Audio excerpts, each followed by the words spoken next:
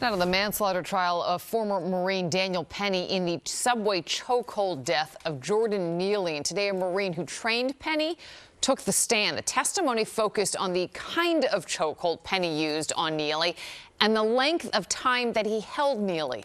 Here's Eyewitness News reporter Darla Miles. At the core of the Daniel Penny trial is the type of chokehold used to restrain Jordan Neely.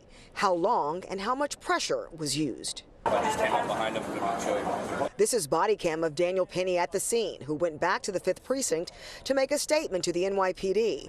One of the detectives he spoke to on the stand Thursday, Penny telling him when he first got on, he was doing what crackheads do. And after Neely threatened to kill strap hangers, he just kind of grabbed him from behind, and that he learned how to grab him in the Marine Corps. You say you just put him out? Oh. That martial arts instructor who taught Daniel Penny how to administer what is referred to as a blood choke in the Marines also testifying Thursday.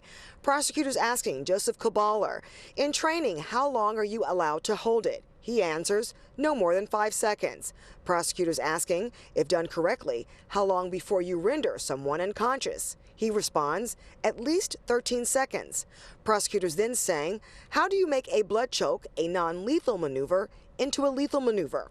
Kaballer responding, well, you would hold it too long. But what the jury will take from this expert testimony is unclear. During cross-examination, defense attorneys asked Kaballer, you can place someone in a chokehold and not apply pressure. He responds, yes.